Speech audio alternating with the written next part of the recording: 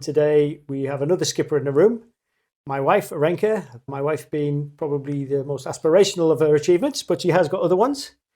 Being a principal of an RYA training centre, several instructor qualifications, 4 Atlantic crossings under her belt, RNLI crew, co-skipper on a 40,000 mile circumnavigation, as you know, with the family. And she held the ship's purse strings for that 8 years as well. And so she had responsibility for all the finances. So I've written a book called A Dad's Guide to Sailing the Oceans. How do you feel about it being a dad's guide? Well, I'm kind of curious, really, to know what you'd guide a dad on doing when you sail around the world. Yeah, it could be really annoying, but we'll wait and see, I suppose. So we did try to write a co-authored book, didn't we? But it kind of fell down at the first sentence, I think. Why was that? I think you're the one that's really inspired to write about it, aren't you? I always feel like I've got a lot to say. And you sort of write it down or write down what's going on, but it's not always my version of events, though, is it? Not the way I see things. That's why I'm quite curious. So I think it's fair to say that 2 skippers on a boat is not a great dynamic for running a boat. I'm curious to see whether you've learned anything from what I was teaching you. Right, okay. And whether you put that in your book. I'm the Plato to your Socrates, is that what you mean? Yeah. Right. What do you think of the studio? Yeah, it's getting there, isn't it? I mean, every time I come in, there seems to be a new bit. Like, this wasn't here before. Don't push it might fall down. And then I see projects that have started but not complete, like the Ant project. That's for another day. And I'm still not quite sure about that picture that's up there, but I know you like it and you found a space for it. But otherwise, it's a bit of a contrast from our cockpit sessions on the boat. Yeah. And as I've said before, really, it's kind of nice. The structure's there. It just needs softening up a bit, I would say, because it's turning into a kind of gym rather than a cozy, hangout garden studio, which was originally the plan, wasn't it? A world away from Bora Bora and doing cockpit sessions in the middle of the Pacific. Yeah. Especially we sat here with beanies because it's freezing cold today. Yeah. We're looking outside, it's grey weather, drizzling. A bit of a contrast. So I did a podcast a few weeks ago on money. And I did the headline numbers, but it was only a very short episode. I mentioned that we had £2,000 a month to live on, plus the emergency fund. The £2,000 mainly coming from the rental income. Did I leave anything out? Was that including Patreon and the small amount we got from YouTube as well? Yeah, it was roughly about £2,000 a month, I think. It's about $2,500 US dollars. As running costs, really. And then every now and then, someone would help us out. Not obviously regularly, but it would just happen when things really did go downhill, and then someone would chip in to pay for a part for the boat or something. It was amazing sometimes. So thank you to that if those people are listening. Sometimes we had our backs completely against the wall, and then some guardian angel would send us a couple of grand to pay for a water pump or an inverter or something. It kept us going, didn't it? Yeah. There's a few people I know in particular who did that. So what would you say if somebody asks, as they often do, how much does it cost per month to live on a boat? Well, it depends on what you want to do, really. And depends what sort of boat you've got. So there isn't a hard and fast answer to that, really. You could start off with all sorts of things and all sorts of boats. And really, there isn't an answer to it. It depends how you want to live your life on the boat and how much safety net you want to have. And how you want to live your life from day to day, I would say. But, at the most minimal level, even that isn't really a set figure because food costs different prices in different places. But if you really want to live at a minimal level, you could just add up the costs of food, really. Maintenance? Well, the maintenance, is it 10% the value of the boat or something? I think that's a rule of thumb, isn't it? Yeah. I'm glad you're struggling because I struggled to answer that question. Because yes, it was on average about 2,000 a month, but we never actually had an average month. We'd dip into, say, 50% of the emergency budget while we're in the yard to pay for a complete rebuild of the sea drive or something. And then as we were crossing the oceans, we'd spend absolutely nothing at all. And so I think people tend to think you get a bit evasive when asking about money, but it's not really evasion, is it? It's just, it really is a hard question to answer. Yeah, and I think it does depend on things like the type of boat, obviously. If you've got a very small boat that you can look after yourself, parts cost less with smaller boats. That's already going to save you a lot of money. It depends on what you've got on your boat, how many systems you have. I think more systems you have, more expensive. Definitely. How new everything is and how new your boat is. So that's just the maintenance side. Then what do you want to do? Do you want to insure your boat? Again, if you've got a very expensive boat, insurance is going to be ridiculously expensive. I mean, some of the quotes that people were getting on catamarans about 50 foot, we're talking 15,000 a year. We'll come on to that in a minute, because Okay, I've got quite an interesting story about that. That's for the boat stuff, I would say. And then what do you do with your boats? Do you go into a marina or not? I mean, as soon as you start going into marinas, again, you've got a yearly fee for that. I mean, you can cost in at least another 4,000 or 5,000 euros per year if you're going to go for half of the year. I mean, you're looking at 10,000 possibly. And again, it depends where the marina is. I mean, you go to Italy, it's going to cost you 75 a night. You go to somewhere else, it'll cost you 25 a night. And that's for a bigger boat. So again, it depends where you are, but basically marinas themselves are expensive. So that immediately raises the costs. A lot of people will anchor all year round. I think a lot of people don't realise that there are several different layers of lifestyle within the cruising lifestyle. It's like on land, I guess. Some people live in a bedroom above a shop. Yeah. Some people live in a mansion, and it's the same as boats, really. So to say how much does it cost to live on a boat is quite a difficult question to answer. It is. And then to set a monthly budget. I think it took you 8 years to realise that, though, didn't it? Because I remember at the beginning, you always imagined we're going to be hanging out in yacht clubs and in marinas. You never, ever stopped wanting to go into marinas. I think that was always your favourite place. It's not really true. At the end, you realised that we won't be doing that. I think at the beginning it's because things kept going wrong with the boat and I needed to fix them, and I felt really insecure doing it on anchor in case something went wrong and we couldn't move again. Like if the windlass broke, we wouldn't get the anchor up. If we're going to get the engine started again, we were pretty much stuck. And I think when you used to say that, that used to make me feel nervous. And so I always bought into that idea. I've got to go to marina because I've got to fix something. But then we started meeting people, especially Australians. We just go and do an anchor and take the whole engine apart. And then I would say, well, why can't we do that? Towards the end, even in Djibouti of all places, we actually replaced the mounts. We lifted the whole engine on anchor. The engine and everything on anchor. I mean, there is that element. In a very hostile environment. There is that element. Where were the places that it was most nerve-wracking where we had to do things on anchor? Cairns, with the crocodiles in the river. Cairns. And the sharks. By that point, I was like, we could do it there, no problems at all. As time went on, I started to get annoyed and say, why can't we just do it on the anchor? There were times like when we were still in Cairns, we decided to go on the mooring board, didn't we, to take the engine apart again. And therefore we had no propeller on it. And we decided a mooring board would be better. But then it took so long that actually the cyclone season was starting. And that was a little bit nerve-wracking because it does go right up the creek sometimes. And there was that boat that slipped its mooring and it drifted through the anchorage. Now, if that had been us at the time, we would have just drifted straight down river. Yeah, I can see where sometimes it can be quite nerve-wracking to do that, to take the engine all apart, and there's so many things that could go wrong. But anyway, we'll do an episode on risk. Yeah, well, how much you risk to save money. Well, I suppose it's a gamble, isn't it? Insurance will never stop accidents from happening, but they might pay for the damage that is caused after the event, maybe. With insurance? Yeah, well, we didn't have insurance that would cover any of that. Well, I was going to come on to that. Was there a month where you thought, actually, we're not going to make it, we just can't live on the budget that we set ourselves? Yeah. We had this emergency fund, which I remember I was really insistent about when we left. And you didn't really quite agree with it, did you, at first? No, I agreed in the principle, just not the amount necessarily. You didn't agree on the amount. And I was very insistent that we needed at least 20 grand. And because we had that 20 grand, we ended up by year 6 or 7, we used 10,000 of it, didn't we? But I knew that we're getting closer. And my idea was that we always had enough money to fly back, all of us, if we had to fly back quick. If anything really went wrong, we would be able to fly back, be back in the UK, and we've got support here, family. But we did get to a point where even that wasn't possible. I don't know, when did we get less than 10 grand? I knew we needed to have that all the way up through the Red Sea. And I'd say right at the end, that's when it came slightly less than 10 grand, but we still had that 10 grand left. But in Australia as well, but we'll come on to Australia in a minute. We always had that 10 grand. The rental income was the backbone of everything, really, wasn't it? Back at home. I mean, we kept our house. Yeah, the house was the main source of income, and that was something, again, that you wanted to sell the house first, didn't you? No, that's not true.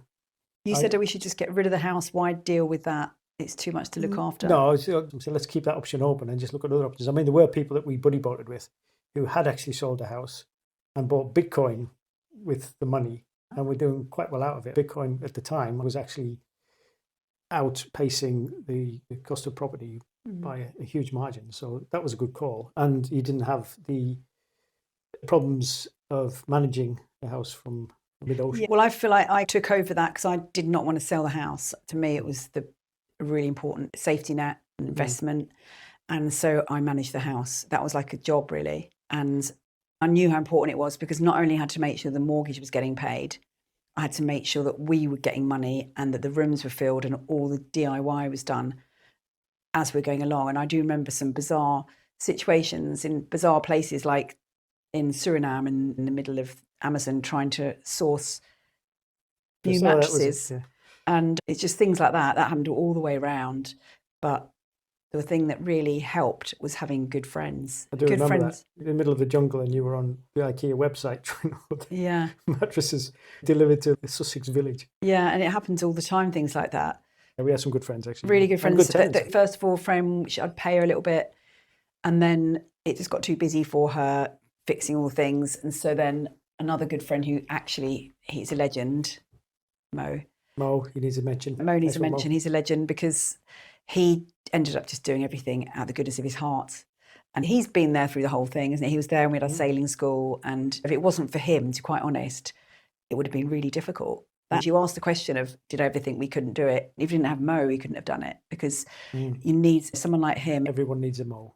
Yep. And then Paul, who's a plumber and also became my electrician.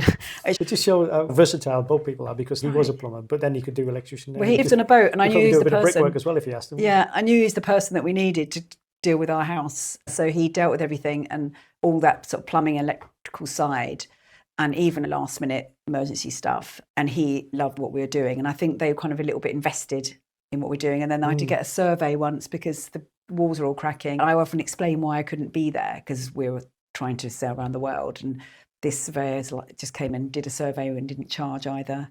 It's so grateful to those people. But it was hard work. But when people leave, you had to try and get new people. We were in Panama, in the jungle, interviewing the person upstairs to try and work out whether it would be a good tenant or not. Again, quite a bizarre situation. But you had to just take a few risks, to be quite honest. Yeah. And just hope that your instinct was correct about the people. This all sounds a bit intentional, like we'd planned it this way, but was it really like that? I don't think really we'd planned very much at all, no, to be quite honest. We learned on that. We didn't even know where we were going to go on the boat. It was very much, let's see where the wind blows. We did go with the trade winds in the end and go round, and that became more and more of an obsession, I think, as time went on. Going back to that question of, did we think financially we never made it? I think a lot of people would have probably given up and thought, money's too low now, it's not working. But I think the obsession became bigger and we solved so many problems and got through so many difficult times. I always thought we can just get through another one. And in fact, the more problems you solve and the barriers you overcome, I think the stronger it makes you, the more you're determined to get to where you want to get to. I think that was never truer than when we landed in Malaysia and we realised we had corrosion on the shaft in the sea drive, which is virtually impossible to get to. It was just like another thing to learn. Yeah. Get the YouTube videos out, have a look, ring around, see who knows what they're doing. In fact, we contacted some scrap dealer in Langkawi or somewhere like that who might have a second-hand AML shaft. I mean, it was one of those jobs that we've never ever seen a video on how it's done. No AML owner I don't think, has ever I've got done one it. in the can at the moment. Yeah. It's due to be released. Even YouTube didn't know. And us, neither of us mechanics, just thought, that's it. We're going to do this job. We'll fix it like we do everything else. And we will keep going by hook or by crook. We'll keep going. Because even that's cheaper than getting a mechanic, even if it means staying an extra 3 weeks in a boatyard. That's right. And I remember it was so hot in Malaysia and all boatyard people would go for 3 hours during the hot part of the day and go and sort of chill out somewhere cool. But then we had to lift the whole of the gearbox apart just to get the gearbox out. Yeah, I found it interesting as well. I realised that engineers, they're kind of skilled, but they're not. It's a lot of just problem solving. You've got something really heavy. What angle will you hold the chain at to try and pull it out? And I remember looking at going, why don't we try this or that? 90% of it is grunt work. And if you can do the grunt work, you can just call them in for their expensive hourly rate just to do the kind of the tricky stuff that you can't do, or the tools that you have. I actually think most of the things we had done by engineers in New Zealand and Australia, we could have easily done ourselves between us. Most of the time when you're watching experts do it, you think, actually, there's not a lot to it. Which is why I started filming and why we ended up doing the maintenance pods. Anyway, we're going slightly off topic. In hindsight, it all sounds planned, but it was a very organic process, learning how to budget and to save money and learn what was worth spending the money on and what wasn't. Yeah, I mean, I've got so much more to say about the money. Well, I wanted to move on to an email that I actually got today from a guy in China. He was asking me about insurance because he got a quote back for medical and travel insurance for a family of 5 like us. And that quote came back at €50,000 a year. Wow. What do you think about that? Well, I mean, How much was ours? we didn't have medical insurance, did we? Or travel insurance? No, we didn't have medical insurance because in Europe we didn't need it because being European, we could get insurance with the global health insurance card from UK. But then even after Brexit, kids get free emergency cover. And then if we were going to see the doctor, we would just go, we'd pay whatever it was and go and have your consultation, which actually was quite cost effective, so we hardly ever went anyway. I think that's one thing that would probably surprise particularly Americans was the fact that medical costs were actually quite affordable around the world. Yeah, they were in Europe. I think they were in many other places. We always said if we went to America, we wouldn't ever go without insurance. That was the one caveat. I think you probably had to anyway. You would get insurance specifically for America. Yeah. I think. You have to pay even in Australia, New Zealand, don't you? We didn't ever get that thing, but it was still affordable. If we needed it, it was quite cheap to get eye tests, dental tests. We didn't have a lot of them because that was the other thing. It's all about prevention. Yeah. A lot of it was prevention, really. So we had a medical kit. It wasn't the most snazzy one, to be quite honest. I put it together myself with my friend who's a doctor, and we never used half of it. Most of it went out of date, I think, didn't it? Yeah, most of it went out of date. We never reused it. The most thing we probably used is painkillers sometimes, for fever. And it's amazing what you do with a bit of vinegar and rubbing alcohol, isn't it? That as well. Maybe we were just lucky. I don't know. There was a time when you had to have titanium pins in your broken finger. The broken finger, luckily it was in Martinique, which is part of Europe. That was after Brexit, but even then the UK had a reciprocal agreement with the French authorities there, didn't they? So we didn't actually pay the full amount. Yeah, we didn't have to because the European health insurance card kind of helped there. And I was always a little bit nervous we're going to get a huge bill, but yeah, it should have cost a few €1,000s. Particularly in America, you'd find that quite cheap, about $2,000 for an operation on your finger, putting titanium pins in there. I think the other expense was in Australia when we had to have those tests for TB. That was ridiculous. Extend a visa. We had to have medical checks. And how much were they? It ended up to be about $350 each. That was crazy. And that's something you couldn't even claim on insurance, even if you had all 4 of us. So it was just to get checked to see whether we had tuberculosis. Sometimes you heard stories of people being airlifted out, and that could have happened to us, and we would have been a bit stuck then because we didn't have that insurance. With insurance companies, they do scare people with the whole Medivac story, but actually most Medivacs are for car accidents, gunshot wounds, heart attacks, things that you don't really get on boats. I'm not saying it doesn't happen, but it's vanishingly rare, I think.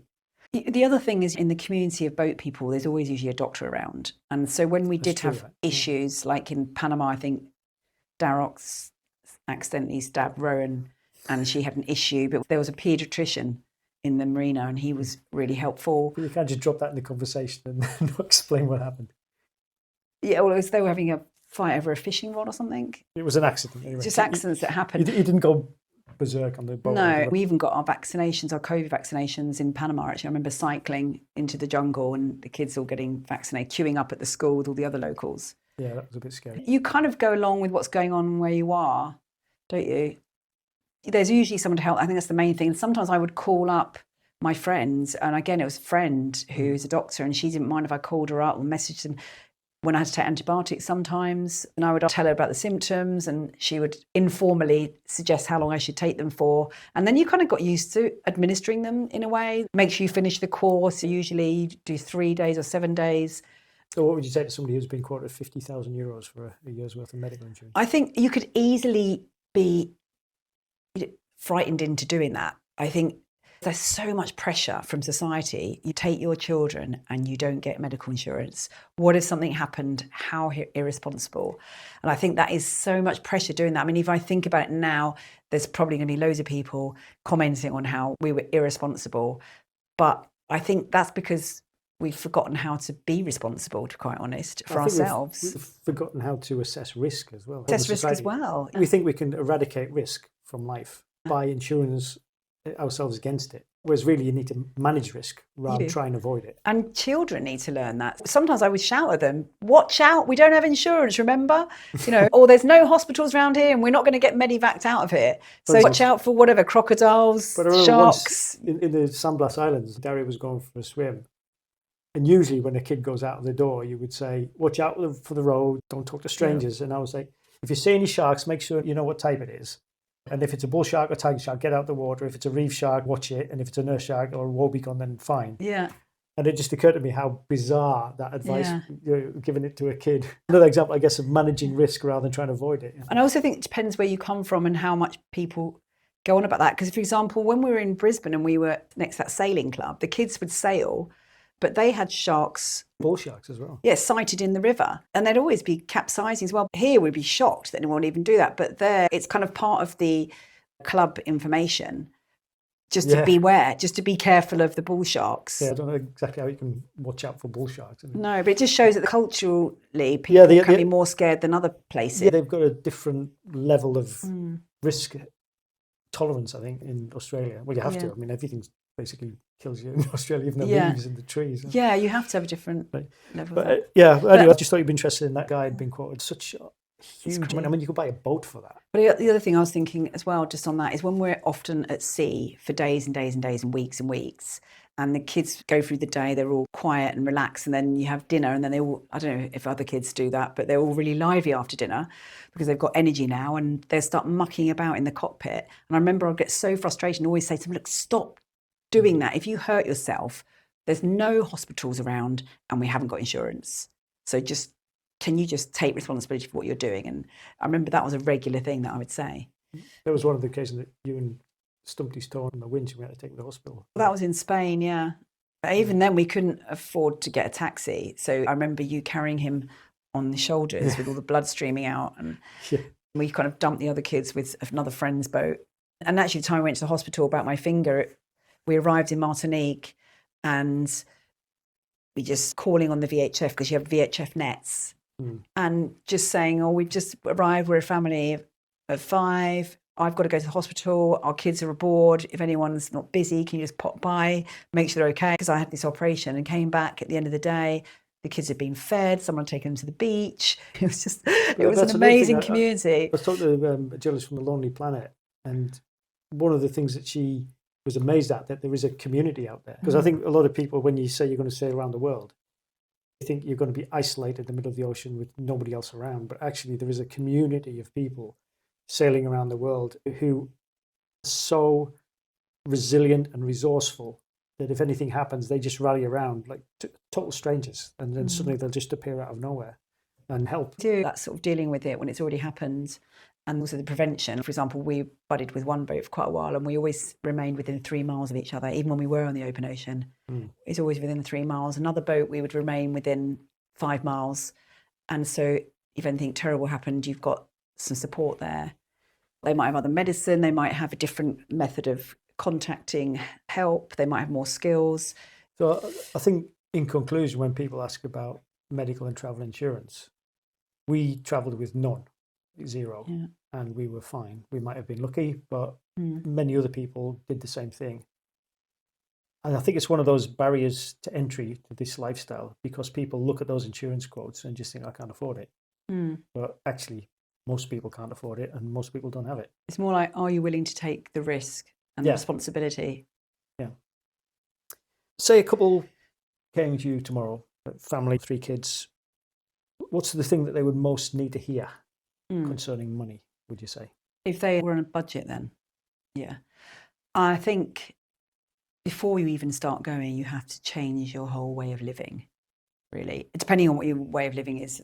I mean, I remember leading up to it. I remember the whole time the kids were young, to be quite honest, when I did take them to a lot of after school activities, but it was always the ones that were more of a budget level. Like we never joined the fancy local gym, but I used to use the local council sponsored gym, and they used to do all the things that other kids did, tennis and trampolining and gymnastics, but it was always at a much more affordable level. The tennis through the summer, all run by the council. I never really bought new clothes, always go to the charity shops. I would hand clothes to other people and people would hand clothes to me, and we just moved clothes around. So I think the truth of the matter is that most of the time you're just living in board shorts and t-shirts and bare feet. Well, I was talking about leading up to the leaving, and I tried not to buy, obviously, uniform and stuff, but the lead up to it, every time I thought about spending something, it was always, that's another beer in paradise. So I wouldn't spend that, I wouldn't spend this. It took me a couple of years to clear everything out, but I tried to sell everything first because everybody out there wants something. Someone else is on a budget and they want to buy it for cheaper than new. So I tried to sell everything, and it took a long time doing it. And even if it was for a few pounds, it just meant another beer in paradise. We never went on very expensive holidays. It was always budget places. We just went camping. We would never go anywhere fancy. We never buy new clothes. We never go to expensive places. We really didn't even go out for dinner before we left. Our whole lifestyle was on a budget already. It was almost like in the years leading up to leaving, we were living this sort of half life where everybody else was going on foreign holidays and then spending money going out, and we were kind of living this almost pauper-like lifestyle as we were saving up the funds. It was amazing how much stuff we managed to sell as well. It was amazing how much clutter you build up just in everyday life. Yeah, it's true, all of that. And how much money you can make selling it. And we didn't even have that much stuff, but we sold a lot of things, gave away stuff. But we've always lived on a budget anyway, so it wasn't that difficult because we've never really had a huge income. So I'm kind of used to it. Yeah. And so before we got on the boat, it's like, then what do? Do you buy a load of new stuff? And we met boats where everything was like new, like the new camping lights to take to the beach and the new sound system. We didn't have anything new. Everything was old. And even the schooling, I did buy a pack of books, but they were the most affordable, most relevant. We didn't do any online schooling. I picked up resources from the school and from where I could. And that was how we created our school. You know, one of the moments that I thought showed the contrast in the different budgets of the cruising lifestyle was when we were in Almiramar and we were moored opposite another boat who were bringing contractors in to clean their fenders. Yeah. And they had all white clothing. And every time the guy or the lady got even the slightest smudge on that clothing, it ended up in a bag in the toilets. And we used to follow them up the pontoon whenever we saw them leaving the boat with a bag, because we knew that the clothing would be picked up Hallie Hansen or Musto or something. And we got a year's worth of clothing out of those people. You might have. Maybe just me then. We did end up with quite a lot of white clothing, didn't we? That didn't stay white for too long. Yeah, exactly. It was a waste of time because like a week later. But it looked very posh, didn't it? For a while. Compared to our rags. For an evening, we had a gin and tonic and white clothing and felt... You're in that yacht club. Oh, yes. Very nice. The only thing I used to spend money on was probably swim shorts, but you did find charity shops and things around, or just passed on from other boat people. Brisbane was an absolute gold mine, wasn't it, for charity shops? So I'd say to the family, you know, you really need to think about, do you really need to spend that? Is there another way? Do you really need that? Is there another way? I mean, it's nice to get those things. And I remember hanging out with people like that. And they used to have the nice beer o'clock sundowner cups, all matching. And we used to turn up with our plastic glasses from the boat. And I just thought, oh, it's so nice. But we just didn't spend money on any of those things. In fact, we hardly ever went out, did we? We never went out to eat out very much. Every now and then it'd be a real treat, and it would be like tapas or something. We had street food, wouldn't we? Which was very... We got the whole ethos of how cool it was to eat street food. And it was in a way, but it's all we could afford. And I think the money that we really spent was when we went to see something that you had to buy a ticket for, something amazing. But I always felt that was worth it, because that's why we're out there. To sit at anchor and not go and see anything would seem to be defeating the object of the exercise. I mean, we tried to see most of it on foot, didn't we, walking and things. We never got taxis to go shopping. We'd walk hours sometimes with our shopping. We were so fit.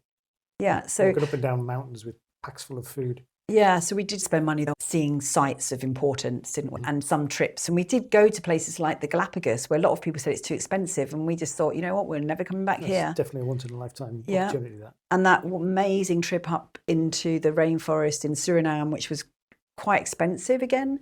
But we just thought, this is another trip that we will never come back and do this. But those are the moments that you really remember and treasure. Yeah. As a family, definitely. Yeah, and even near the end, when we hardly any money left, And it was that Egypt trip. And I remember saying, we really don't have the money for this, but we did. And we just probably finished us off, didn't it?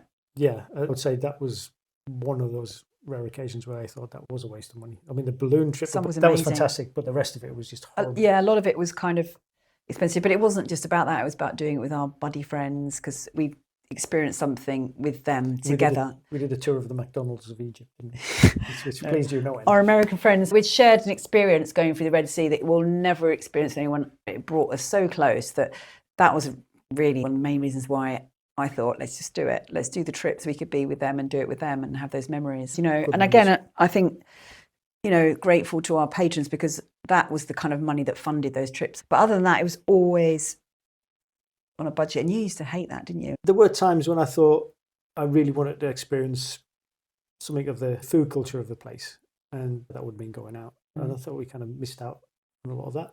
So same trip, same budget, slightly different ideas on how to spend money. You sound so understanding about it, but I remember sometimes you would say to me, I thought we were doing so well. I'm almost at the end of the podcast. I thought, do you know what? We've agreed on probably 90% of things there. No, but now, I've got to say, because it was really hard managing the money. Well, actually, that was one thing I kind of skipped over. How did you feel about my attitude towards money? Well, you don't need to ask questions. I was going to tell you anyway. Because you didn't take that responsibility on of managing the money, I was the one that was very aware of how much or how little and how quick the money was going down at times. And so I had to bear that responsibility, plus trying to keep the house rented and fixed. And when you used to go, ask mum if we can do this, or can we go and do that? Like a kid asking whether we could afford things. And I would say, no, we can't. And then you'd get all kind of moody about it, and sometimes say I was squirreling money away. And I think the thing that I found really hard was that I hated that job because it's stressful watching the money go down. So and most of the time, do you feel the job was foisted on you, or do you think you took it willingly? It was someone had to take responsibility to log on to the bank to see how much money we had, and either of us could have done that because we both had our details, and you never did. I remember in the early days when we were doing that, we ended up arguing so much that I thought, I'm going to step back from this, because one of us is going to have to step back and one of us is going to take responsibility. I did voluntarily step back from that, purposely step back. But I think you had the idea that, because you used to have this sort of idea that you need to spend money for whatever reason. Maybe you can explain that a bit more. But I was I had this idea that you had to spend money. Yeah, it was this thing about you wanted to spend more generally on things, either on stuff, the boat, or, I mean, we had to on the boat sometimes, but I was always like, is there any other way we can do it? And then used to be the one that constantly saying, oh, can't we go out here or there, and make it me feel bad if we couldn't. And occasionally you said I was squirreling money away. And as I say, it was like I didn't like doing the job really anyway. It's not a fun job, but I felt responsibility to do it. So it's like doing a job that you don't really like doing and then being sort of criticised for it was awful. It's like if you were in a job like that you didn't like, and then someone told you you're doing it really badly, you would leave the job. But I couldn't, because it had to be done until we got back. So I didn't like it. How would you do it differently? I would definitely plan it more. I did try to do this many times, because my idea with the budget was like, decide how much we're going to spend and then stick to it. And you never really understood that concept. You always said, well, how do we know how much we're going to spend? Which is true. But you said, how can we budget when we don't know how much we're going to spend? It's like, well, you decide how much you're going to spend. But my point was, if you've got £200 for maintenance budget and then suddenly your prop falls off, do you leave the prop off, or do you spend £2,000 to get a new prop? Oh, I think what you do is you have an emergency fund for unexpected things. So you have your regular maintenance fund, which you can dip into. Maintenance is a tricky issue. You could save on it sometimes, but not all the time. But you could have a budget for kind of, do we buy a new this or that? And sometimes we didn't have a choice. Sometimes you do have a choice. But I think there would be like an emergency fund for things that you got no choice over, a regular general maintenance, or it can be a fund that we have towards upgrades rather than necessities. And then I think you'd have a food budget, a going out budget. And I just think a budget really, and then a kind of no questions asked, which we have now, which I think would have been really useful, which is if you want to go out and have a coffee, because I know that was your big thing, then you can go and spend that. I'll spend mine on something else, but I never questioned that. And we should have allocated a small amount each month for our pocket money, fund. Really. Yeah. So I think there's lots of ways. I think we unwound in different ways. I mean, you used to like beach fires and meetups and going on other people's boats, whereas I'm definitely more of a sit in a cafe. coffee shop and watch the world go by alone type person. So I think if we'd set that up earlier on, that would have helped that little thing. But you've got to plan it more. And even if the person doesn't like planning and budgeting, I think it should be compulsory at the beginning. I would definitely suggest that to that family. Okay, should we wrap it there? Because we will be talking Okay. about those things in community Yeah. and risk assessment and all that in later episodes. So if you want to look into the subject of money a little bit more, we have a book-shaped form of that insight coming out soon. Mm-hmm. Dad's Guide. Okay. Look forward to seeing that. So am I. So next week, should we do education? Seeing as that Yeah. was a very popular subject when the Telegraph article went out. And a lot of people seemed very, very concerned, should we say, about the kids' education. Yeah. Good one. Great. Wow, we made it through. Well done. Cool. That's it. See you next week. Yeah. See you then. Bye. Bye.